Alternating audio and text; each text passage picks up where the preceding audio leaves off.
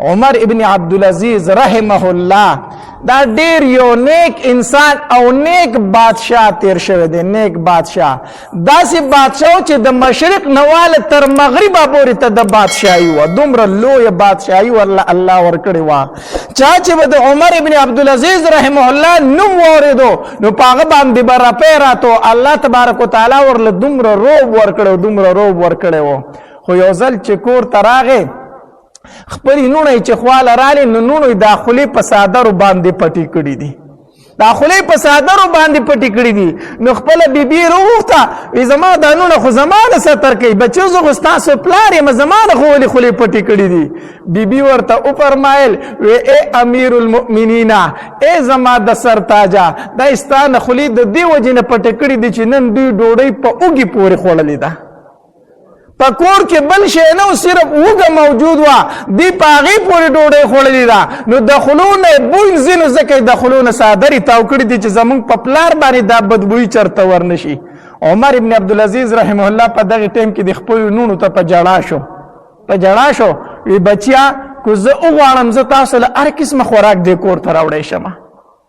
زه تاسو له د بیت المال له د سرکاري خزانې نه هر څومره پیسې راوړی شم هر قسمه خوراک راوړی شمه. خو ای بچیانو دا بیت المال چې دی دا زما نه دی دا سرکاري خزانه زما نه ده. نو بیا به د قیامت په ورځ باندې زم جهنم ته ځم او تاسو به هم جهنم ته ځئ. بیا به زم جاړم او تاسو به هم جاړئ. خیر دی نن تکلیف برداشت کوئ خو چې په میدان محشر کې الله ته سر لوړي ولاړ یو. بیا الله ته سر اوچتې ولاړ یو. هلته بیا په میدان محشر کې نه جاړو. داسې بادشاهان د عراق نه یوه زنانه راله وی د عمر ابن عبدالعزیز دا نوم ډیر مشهور دی. زه دا بادشاه لیدل غواړم د ده کره کور ته تلل غواړم. نو تپوس یې وکړو د امیر المؤمنین کور کم یو دی. نو چا ورته یو کچه کوټه وښوی دا د امیر المؤمنین کور دی. نو هغې ورته په ما پورې ولې خندني کوئ دا خو چېرته د یو غریب انسان کور دی. زه ما ته د بادشاه کور وښیئ د امیر المؤمنین د عمر ابن عبدالعزیز کور راته وښیئ او تاسو ما ته د یو غریب فقیر کور ښیئ.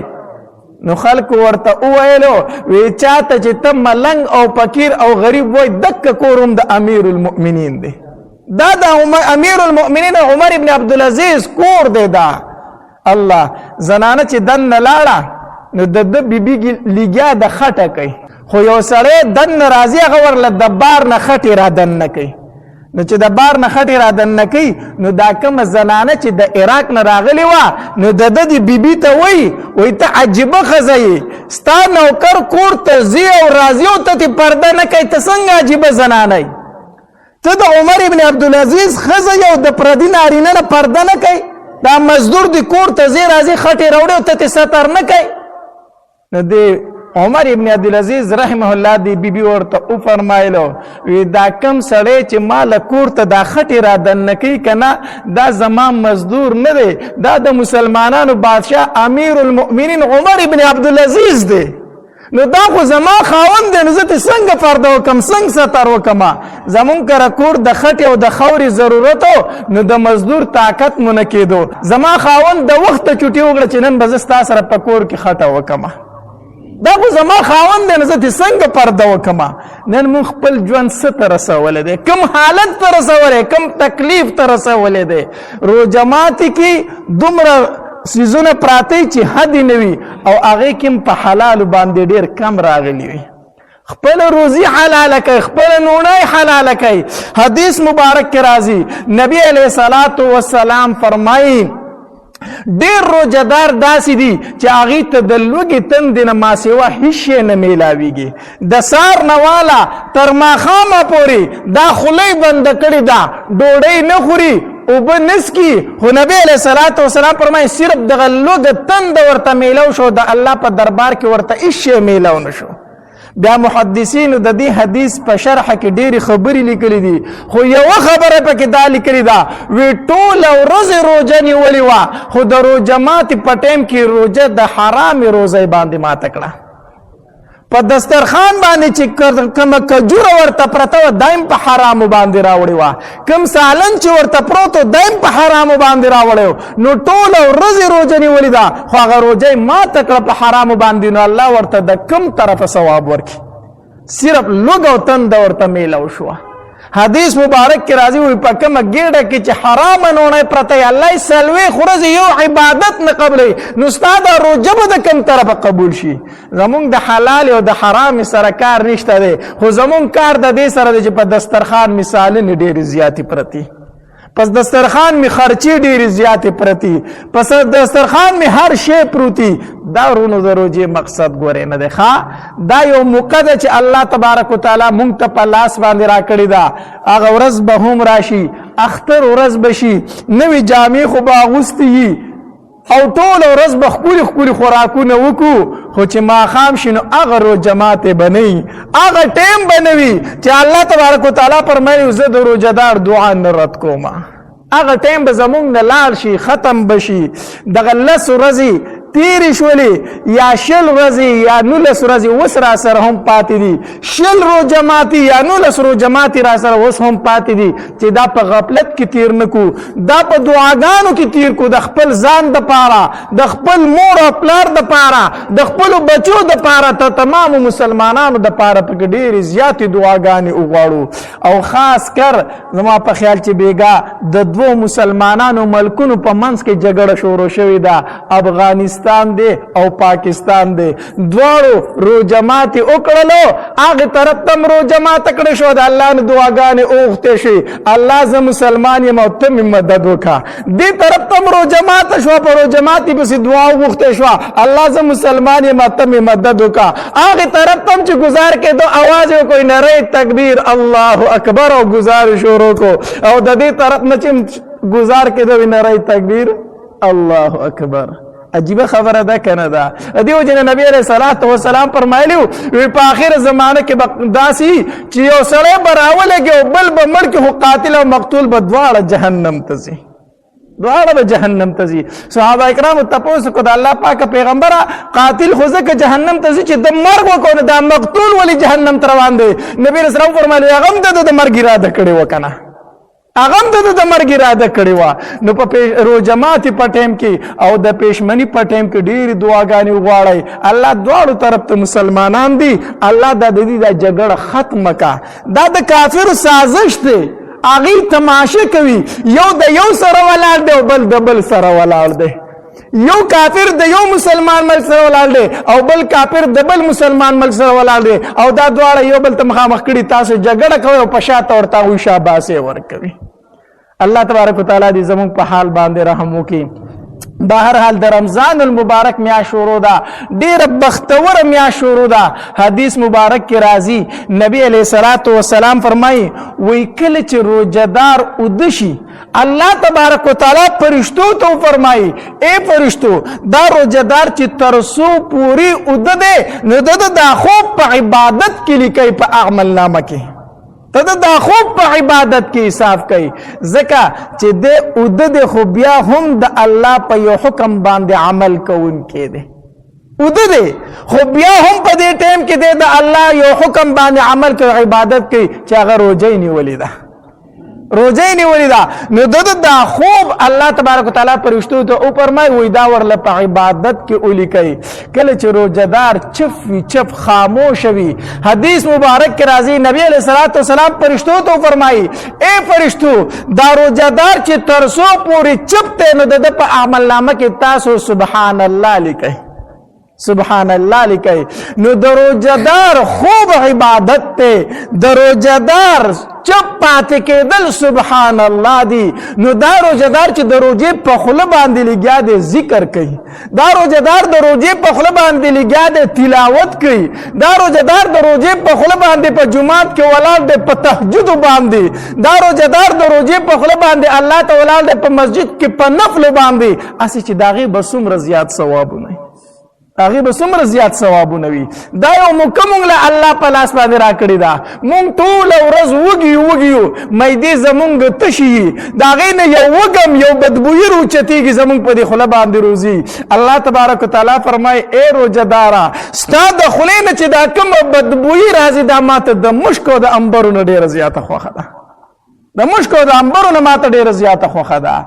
داسې خاص میاشت ده چې دا زمونږ نه په غفلت کې ګورې تېره نه شي، دا زمونږ نه په کوتاهو کې تېره نه شي، دا زمونږ نه په ګفو شپو کې تېره نه شي. هسې نه چې د رمضان المبارک میاشت تېره شي او الله پکې مونږ ته مغفرت ونه کړي، بیا به د جبریل علیه السلام خیره او د نبي علیه السلام به امین وي. جبریل علیه السلام خیره کړې وه، وی تباه دي شي، برباد دي شي، هلاک دي شي هغه انسان چې په چا باندې د رمضان المبارک میاشت تېره شي الله ورته مغفرت نصیب نه کړي. نبي علیه السلام وفرمایل آمین. اسې چې جبرئیل علیه السلام یو انسان ته خیره کوي او نبی علیه السلام په آمین وي، آیا د دې انسان په هلاکت کې بیا څه شک شته دی؟ هیڅ شک نشته دی. الله دې موږ په دغه بدبختو انسانانو کې نه راولي. لس روژې رانه تېرې شولې، الله دې وکړي چې دا الله په خپل دربار عالی کې قبول کړي وي. ورونو اوس را سره یا 19 پېشمني یا 20 پېشمني 19 روژه ماتي یا 20 روژه ماتي را سره اوس هم پاتې دي. کوشش کوئ چې دا رانه چېرته په غفلت کې تېر نه شي. بهرحال الله تبارک وتعالی دې زموږ دا روژې په خپل دربار عالی کې قبول او منظور کړي. د رمضان المبارک اول عشره رحمت و دویم عشره شروع کیږي دا مغفرت ته. په دې لسو ورځو کې الله تبارک وتعالی ډېرو انسانانو ته بخښنه نصیب کوي، مغفرت ورته کوي. په دې عشره کې د مغفرت ډېرې دعاګانې د الله تبارک وتعالی نه غوښتل پکار دي. استغفر الله ربي من كل ذنب واتوب اليه یا واسع الفضل اغفر لي. اے پراخ فضل والا ما ته پکې بخنه وکړه.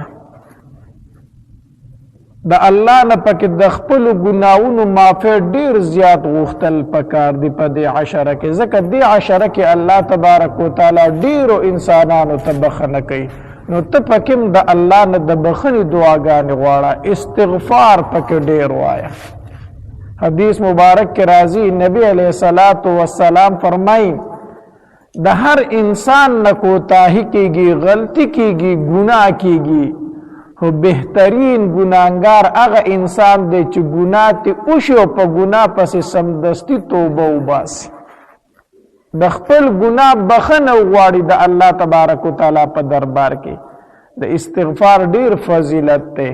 حدیث مبارک کې راځي نبی علیہ السلام فرمایي کم انسان چې استغفار ډیر وایي الله تبارک وتعالی به ورله په هر تنګسیا کې لار وباسي او الله تبارک وتعالی به ورله د داسې طرف نه روزي ورکړي چې د په وهم ګمان کې به نه وي. نو د مغفرت عشره شروع ده د الله تبارک وتعالی نه پکې د خپل ګناہوں معافي ډیر زیات غوښتل پکار دی. الله ما ته معافي وکړه زما د ګناہوں. د رمضان المبارک میاشت کې الله تبارک وتعالی دې له داسې خاصیات ورکړي دي چې دا بیا په نورو ورځو کې نشته دی. مونږ پېشمني ته پاسو دې دپاره چې ځان موړ کما، روژه پې سمه ونیسمه، زه د خپل ضرورت دپاره پاسېدم، د ډوډۍ دپاره پاسېدم، خو الله تبارک وتعالی په دغه ټیم کې په ما تا باندې رحمتونه رالیږي. حدیث مبارک کې راځي نبی علیہ السلام فرمایي ان الله وملائکته یصلون علی المتسحرین. الله تبارک وتعالی په پېشمني کوونکي باندې رحمتونه رالیږي او د الله تبارک وتعالی فرشتي د پېشمني کوونکي دپاره د مغفرت دعاګانې غواړي. دا ډیر مبارک ټیم دی، ډیر برکتي ټیم دی. پېشمني له پاسه خامخا په دې پېشمني کې الله تبارک وتعالی برکت اچولی دی. ډیر خلک داسي چې ماښام ډوډۍ په روژه ماتي کې دومره زیاته وخوري یا په بازارونو کې ټوله شپه ګرځي خوراکونه کوي نو چې د پېشمني ټیم شي دی وایي ما د روژې نیت کړی دی ما پېشمني له مه پاسوئ اوده شي او دغه شانتې روژه ونیسي دا پېشمنۍ کول دا د نبي علیه الصلاة وسلام سنت طریقه ده حدیث مبارک کی راضی نبی علیہ الصلوۃ والسلام فرمائی تسحروا فإن فی السحور برکۃ نبی علیہ الصلوۃ والسلام فرمائی تاسو پېشمنۍ کوئی پدی کی الله تبارک وتعالی برکت اچولې ده د دیو چې کله به نبی علیہ الصلوۃ والسلام د پېشمنۍ د ډوډۍ د پاره صحابه کرامو ته دعوت ورکو نو نبی علیہ الصلوۃ والسلام به ورته आवाज کو ای زما صحابه کرامو د برکت ډوډۍ تراشه د برکت ډوډۍ تراشه د برکت نوړۍ تراشه دا اخري الله تبارک وتعالى په پېشمنۍ کې برکت اچولې دی یو دا د نبی علیہ الصلوۃ والسلام سنت طریقه د پېشمنۍ کول دویم دا چې حدیث مبارک کې راځي نبی علیہ الصلوۃ والسلام فرمایي وای زمون پروژه کې او د يهودو او د نصارو پروژه کې فرق دا دی چې زمون پروژه کې پېشمنۍ دی او دا وی پروژو کې پېشمنۍ نشته دی داغی پر روجو کی پیشمنی نشته دی نو بہر حال پیشمنی له پاسېدل پکار دی دغه ټیم کې د الله تبارک وتعالى د طرف نه رحمتونه راوړيږي دغه ټیم کې د الله د تبارک وتعالى د طرف نه برکتونه راوړيږي یو اسیم د رحمت او د برکت ټیم دی لږ د وخت پیشمنی له پاسې نو چې ټیم درته میلو شي نو یو څو رکعات تهجد مونږ پکې کوه تا اسی پاسې دلې په دغه ټیم کې اسی الله رحمتونه راوړي دغه ټیم کې الله اسی برکتونه راوړي نو ته چې پکې الله تبارک وتعالى ته په تهجد باندې ودرېږي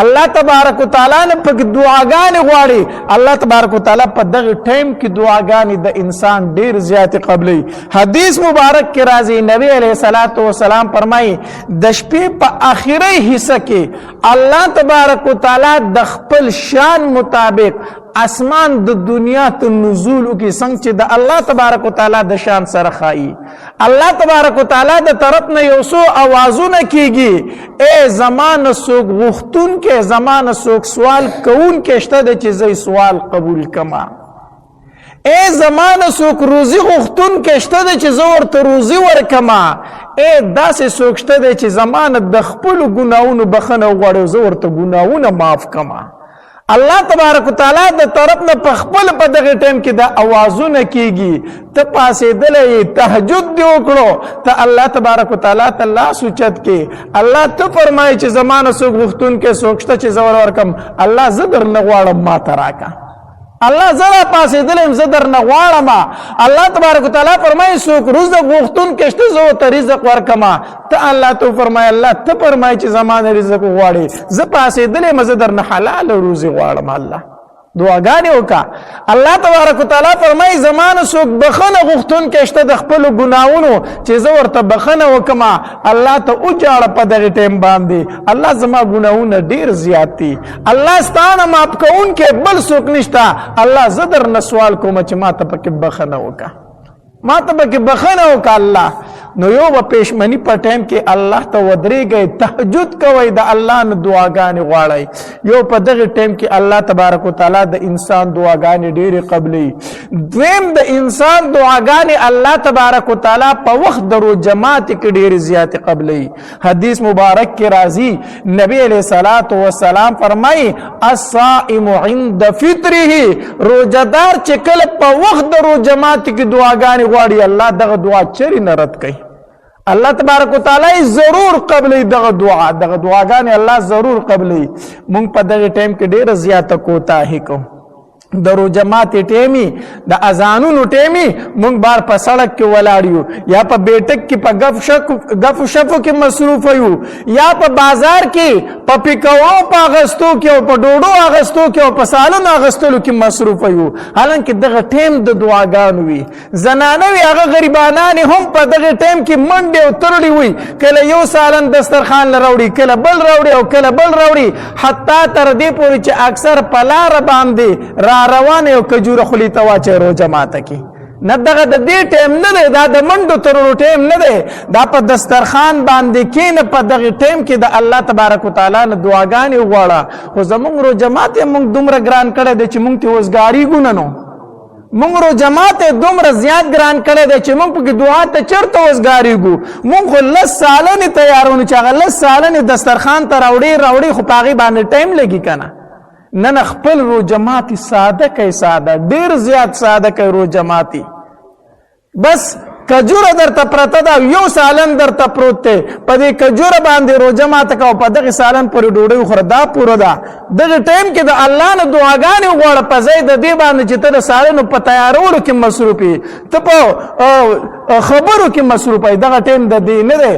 خپل روجمات ډیر زیات ساده کوي. د نبی علیہ الصلوۃ والسلام روجمات به ډیر زیات ساده او حدیث مبارک کې راځي اکثر به نبی علیہ الصلوۃ والسلام ته د روجمات په ټیم کې به دسترخوان باندې ډوډۍ پرته وه، د ډوډۍ سره به ورته مالګه پرته وه او ورسره اوبه او کجوره به پراته وو. دا به اکثر د نبی علیہ الصلوۃ والسلام روجمات وه. عایشه بیبي فرمایي یو ځل د نبی علیہ الصلوۃ والسلام سره روجمات ته ناسته ومه، نو په دسترخوان باندې کجوره پرته وه او دغه رنګ ډوډۍ پرته وه، نو په هغې ډوډۍ باندې د زیتون تیل مږلی شوي، یعنې هغه ډوډۍ پرې غوړه شوې وه. بس دکه زمونږ په دسترخوان باندې پراته وو. ما نبي علیه الصلاة والسلام ته وفرمایل چې د الله پاکه پیغمبره چې د دې ډوډۍ سره سالن وی نو ښه به نه وه، چې د دې ډوډۍ سره سالن وی نو ښه به نه وه. الله دا خبره چا وکړه؟ دا د مؤمنانو مور وکړه رضی الله تعالی عنها، عایشه بیبي وکړه. دا هغې زنانه دا خبره وکړه چې نبی علیه الصلاة والسلام سره یو ځل ناسته وه. نبی علیه الصلاة والسلام ورته وفرمیل عایشه زما سره پخوا کې جبریل دی، ته یې نینې خو هغه تا اینې، او ما ته جبریل وایي چې زما په عایشه باندې سلام وایه. دا هغه زنانه وه، دا هغه بیبي وه چې نبی علیه الصلاة والسلام ورته وفرمایل وی عایشه چې زه ستا سره په کمبل کې یو ځای یم، په دغې ټایم کې هم جبریل امین ما ته وحی راوړي، چې زه ستا سره په کمبل کې م د الله د طرف نه ما ته وحی راځي. دا هغه بیبي وه چې منافقینو پې تهمت ولګو. الله تبارک وتعالی په سوره نور کې د قرآن آیتونه د دې په صفایې کې نازل کړو. داسې زنانه وه، داسې زنانه خو روجماتې ته ناسته ده، ډوډۍ ورته پرته ده، په هغې باندې صرف د زیتون تیل مږلی شوي سالن ورسره نشته دی. وی د الله پاکه پیغمبره چې د دې ډوډۍ سره سالن وی نو ښه به نه وه. نبی علیه الصلاة والسلام ورته وفرمایل وی عایشه چې د زیتون تیل ورسره موجود دی نو سالن ته څه ضرورت دی؟ دا ډوډۍ خو غوړه شوې ده، زیتون تیل ورسره موجود دی نو سالن ته څه ضرورت دی؟ عایشه د هغې دا روجماتي وو. د روجې مطلب او مقصد هم دا دی چې په دې سره د انسان خواهشات ختمیږي، ډوډۍ کمه شي نو د انسان خواهشات ختم شي. دې وجې نه حدیث مبارک کې راځي نبی علیه الصلاة والسلام ځوانانو ته فرمایلي او ای ځوانانو د چا چې طاقت کېږي ځان له نکاحونه وکئ، ودونه وکئ، او د چا چې طاقت نه کېږي د واده نه هغه روجې نیسئ چې په دې سره ستاسو خواهشات ختمیږي. په روجې سره د انسان خواهشات ختمیږي، زړه ډوډۍ کمه شي. موږ په روجماتو کې دومره ډوډۍ وخورو چې هغه خواهشات ختمېدل خو پرېږدو، نورې سیوا کړو، نورې زیات کړو، داسې قسمه قسم خوراکونه خورو، نو د روجې چې کوم مقصد و هغه د سره حاصل نشي. نو روجماتو کې تکلفات مه کوئ چې دومره سالن او دومره شیزونه به پخومه، بس چې ساده غونته کې روجمات وي، ساده غونته کې سالن پروت وي، دغه پوره دی. نو د روجې مقصد او مطلب هم دا دی چې د انسان خواهشات ختم شي.